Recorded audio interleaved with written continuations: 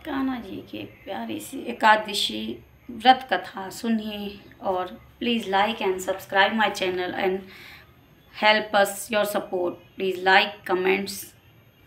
फागुन कृष्ण की विजया एकादशी।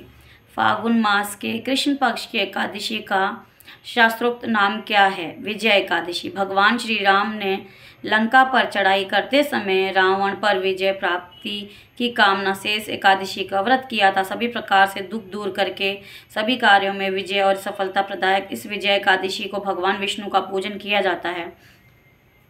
धर्मराज युधिष्ठिर बोले, हे जनार्दन, फाल्गुन मास के कृष्ण पक्ष की एकादशी का क्या नाम है तथा इसकी विधि क्या है, सो कृपा पूर्वक कहिए। श्री कृष्ण भगवान बोले, राजन, फाल्गुन मास के कृष्ण पक्ष की एकादशी का नाम विजया है। उसके व्रत के प्रभाव से मनुष्य को विजय मिलती है। उस विजया एकादशी के मातम्य के श्रवण व पठन से समस्त पाप नष्ट हो जाते हैं। एक समय देवर्षि नारद ने जगत पिता ब्रह्मा जी से पूछा, हे ब्रह्मा जी, आप मुझे फागुन मास के कृष्ण पक्ष की विजया नाम एकादशी का व्रत विधान बतलाइए। ब्रह्मा जी बोले, नारद, विजया एकादशी का व्रत प्राचीन तथा नए पापों को नष्ट करने वाला है। इस विजया एकादशी की विधि मैंने आज तक किसी से नहीं कही है। यह समस्त मनुष्यों को विजय प्रदान करती है। त्रेता युग में मर्यादा पुरुषोत्तम श्री रामचंद्र जी को जब 14 वर्ष का वनवास हो गया, तब वे श्री लक्ष्मण तथा सीता जी सहित पंचवटी में निवास करने लगे। वहां पर दुष्ट रावण ने सीता जी का हरण किया और इस समाचार से श्री रामचंद्र जी लक्ष्मण अत्यंत व्याकुल हो गए और सीता जी की खोज में चल दिए। घूमते घूमते जब वे मरणासन जटायु के पास पहुंचे तो जटायु ने सीता जी का वृत्तांत सुनाकर स्वर्गलोक चला गया।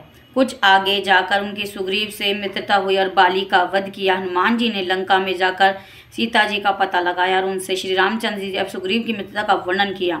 वहां से लौटकर हनुमान जी श्री रामचंद्र जी के पास आए और सब समाचार कहे। श्री रामचंद्र जी ने वानर सेना सहित सुग्रीव की संपत्ति से लंका को प्रस्थान किया।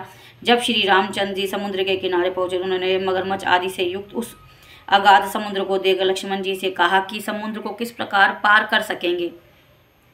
श्री लक्ष्मण जी बोले, हे राम जी, आप यदि पुरुष पुराण पुरुषोत्तम हैं, यहाँ से करीब आधा योजनी दूरी पर कुमारी द्वीप के बगदालब्य नाम के मुनि रहते हैं। उन्होंने अनेक नामों के ब्रह्मा देखे हैं।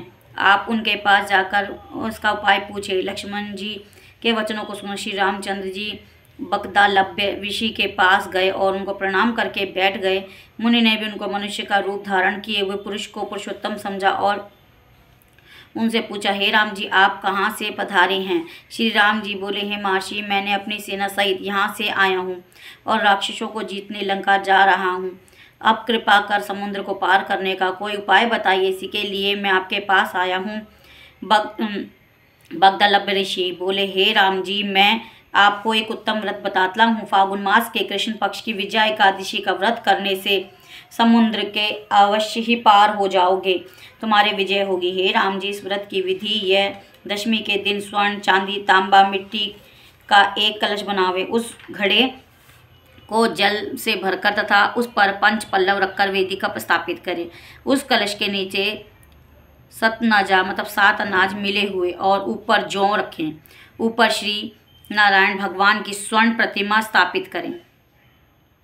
एकादशी के दिन स्नान आदि नित्य कर्म से निवृत्त होकर धूप, दीप, नैवेद्य, नारियल आदि से भगवान की पूजा करें। उस समस्त दिन को भक्ति पूर्वक कलश के सामने व्यतीत करें। रात्रि को भी उसी तरह बैठकर जागरण करना चाहिए। द्वादशी के दिन नदी या तालाब के किनारे स्नान आदि से निवृत्त होकर उस कलश को ब्राह्मण को देना चाहिए। हे राम, यदि तुम इस व्रत को सेनापतियों के साथ करोगे तो अवश्य विजय होगी। श्री रामचंद्र जी के ने मुनि की आज्ञा अनुसार विधि पूर्वक विजया एकादशी व्रत किया और इसके प्रभाव से दैत्यों के ऊपर विजय पाई। अंत, हे राजन, जो मनुष्य इस व्रत को विधि पूर्वक करेगा उसकी दोनों लोक में विजय होगी। श्री ब्रह्मा जी ने नारद जी से कहा था, हे पुत्र, मैं इस व्रत का माध्यम सुनता है, उसको वाजपेयी फल प्राप्ति होती है। श्री कृष्ण गोविंद हरे मुरारी, हे नाथ नारायण वासुदेव। श्री कृष्ण गोविंद हरे मुरारी, हे नाथ नारायण वासुदेव।